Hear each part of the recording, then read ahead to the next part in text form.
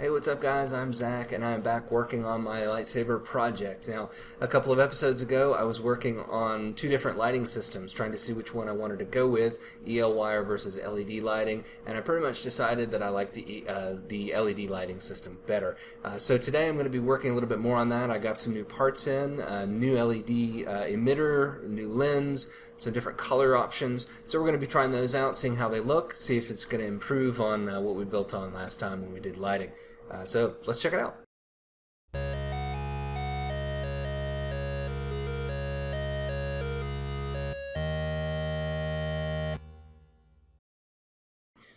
Alright, let's look at some new lighting options. First and foremost, just got this in, is a new 3-up LED. So if you remember the first episode when we looked at LED lighting, you might recognize this little star-shaped guy. But if you remember, the first time we had just one LED. Now you see three, those yellow, bright yellow squares, 3 LEDs on it this time. Also picked up a little lens, a triple lens, that fits right on there and focuses that light a little bit. There it is, very, very small, and just right for fitting in our lightsaber project. Let's see, I picked up a couple other things today just because I was there and I saw them. I got a set of 9-volt battery hookups. I'm not going to be using that here because my microcontroller, the driver, I guess I should say, for the LEDs that I have only takes a maximum of 3 volts, so I don't want to put the full 9 volts into it. But I might be using those, especially if we talk about direct driving, these instead of using the driver. We'll see. The other thing I got is a AAA battery holder. I have coin battery holders and I have AA battery holders, but I didn't have one that held AAA batteries. And the reason I got it is because it's nice and small. AAAs are a little bit smaller. They're still the same voltage as a AA. They just don't have as much, electrical capacity. But aha, perfect. It fits right inside the hilt I'm planning on using. So size is just right there, and the power will be what I need to a certain extent. Well, the problem is it's going to wear out really fast. So that'll be another test for another day, is to see if I end up using a couple of AAAs, exactly how long it's going to power this thing before they need to be replaced. We might have to go to a lithium rechargeable battery instead. So we're going to turn back to the same thing I used last time, my little micro puck driver here. The other concern I have, of course, is really this driver is designed to run a single high brightness LED, not 3 high brightness LEDs. So I'm going to hook it up and see if we get the brightness we need. I'm guessing we probably won't, to be quite honest with you. But it shouldn't be any harm in putting less power through. I would be concerned about putting too much, but a little less should be fine. So I'm going to go ahead and just snip a couple of nice lengths of this wire. And yes, I'm using the same color wire for both the positive and the negative. Don't recommend doing that. If you can, use 2 different colors, preferably red and black if you've got them. I don't have that much wire laying around with different insulation colors, so I'm just going to have to remember, well, actually not remember, I'm just going to have to reference on the actual LED which one is positive and negative, so that I don't make a mistake, although it really wouldn't be the end of the world. I don't think, as far as I know, well, I take that back. Putting power the reverse way into the driver, I'm not actually sure if that would damage it or not. With a normal LED, it really wouldn't be a huge deal, because LEDs only let power go through one direction. Go ahead and strip a couple of bits off of here.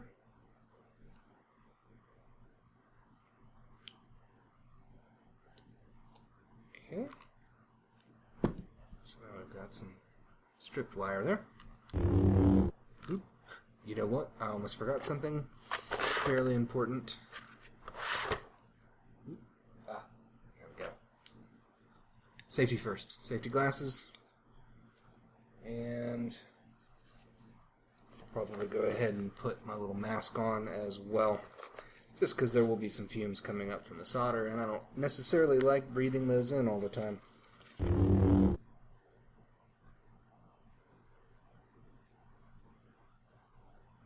Lovely. So, I apologize, I'm very far away. I tell you what, I'll zoom in.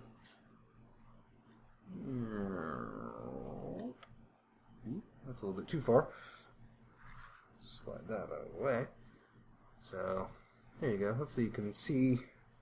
I'm going to use the longer end. Hopefully you guys can see that, at least somewhat. So I'm going to heat, actually, let me spin the wire around this way.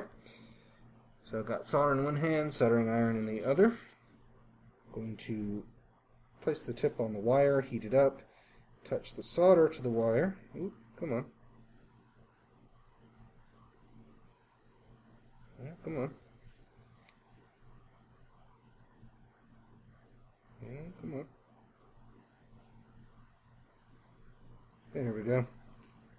And hopefully you can see that. I apologize, it's not quite centered on camera. There we go. So now that little bit of stranded wire, is tinned. It's got a little bit of solder actually on it now. There. Okay. Oh wow, that's super zoomed, didn't it? Hopefully, I can do this. Tell you what, let's like so.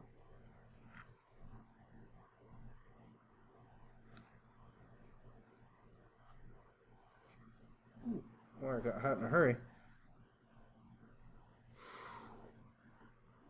So yeah, iron here. Sorry, I picked it up to blow on it, but you can see it's attached.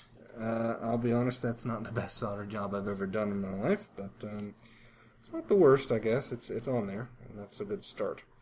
So we'll do the same thing again with that was the positive side. We'll do the negative side again. I'm laying the wire onto the pad and then putting the soldering iron on top of the wire, trying to not put as much heat into the LED itself. Just get the solder melted, just like so, so that it jumps onto that pad and sticks.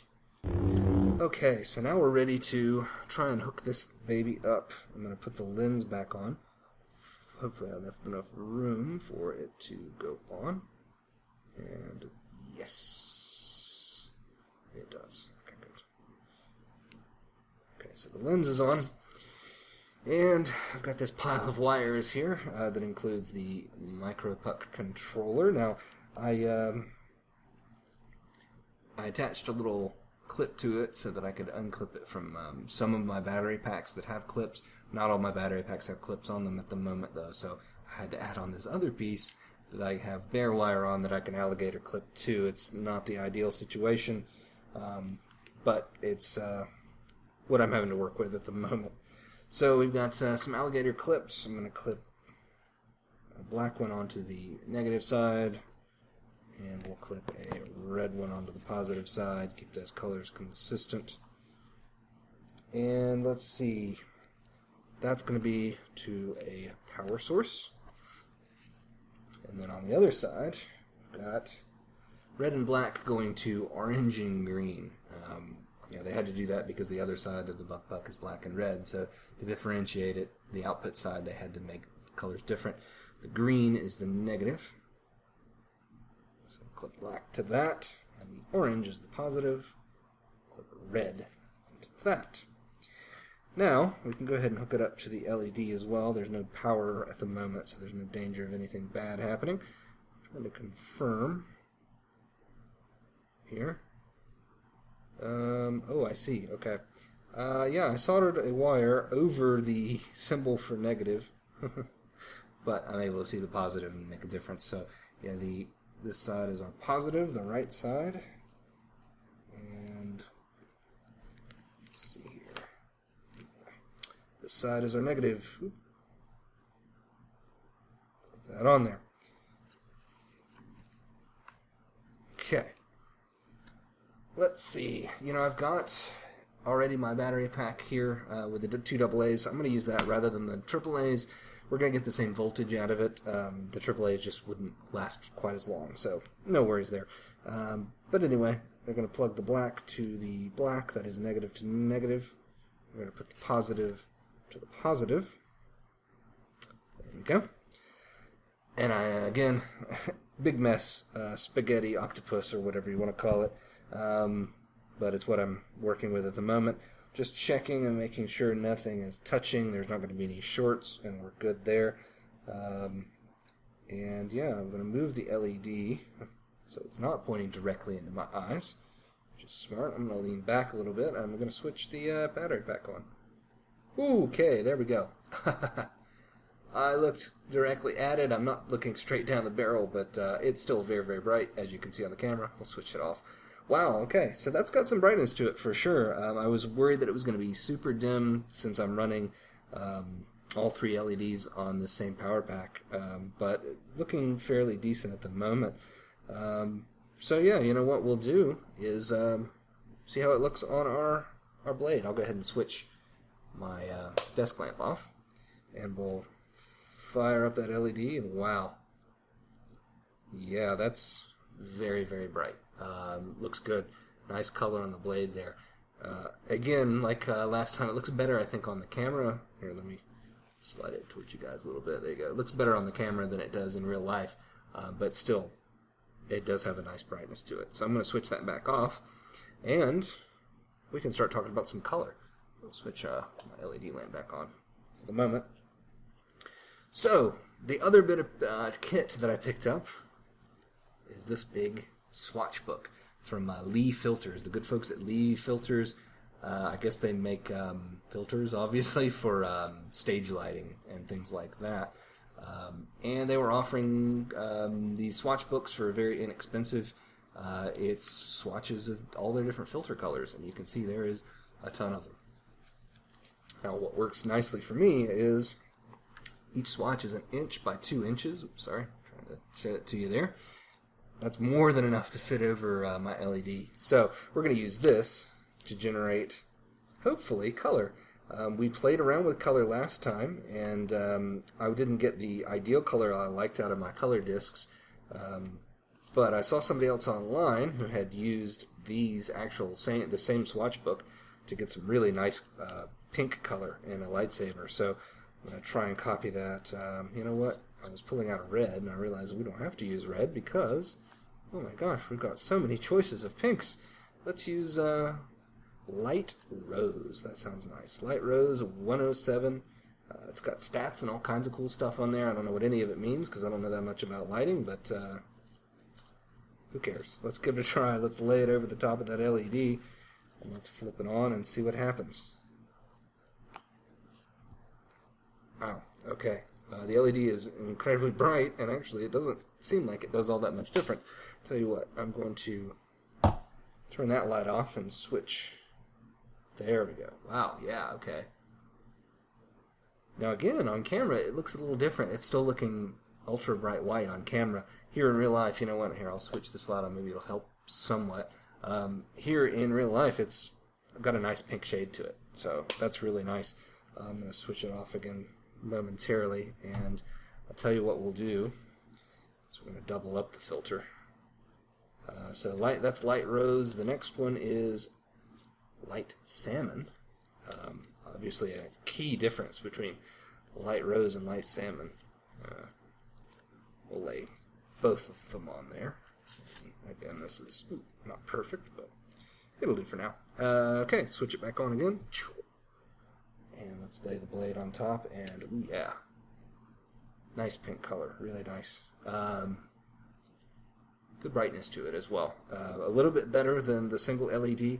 Again, I think if I were to get a little bit more power than the MicroPuck is putting out, I could probably increase that brightness somewhat and improve the look, but definitely an improvement even just now using the same setup. So yeah, that's all I've got today. I just wanted to hook up and play with that triple LED, 3-up LED, and see if I could get much more brightness out of it. It's a little bit brighter for sure. It's not as intense as I think it could be. Like I said, the micro puck I'm using is really only designed to drive a single high brightness LED. I think if I upgrade that, I can probably put more power into the triple LED and get a lot more brightness out of them. So that'll probably be the next step here. I'm also going to continue playing around with some colors. I'll break these swatches apart to be able to get at them and build the colors I really want. But I think this has been some nice progress for sure. We're closing in on a really good lighting solution here that I think is going to work really nicely and not break the bank, which is the most important thing, of course. But yeah, join me next time. We'll continue working on our lightsaber project, and thanks for watching, guys.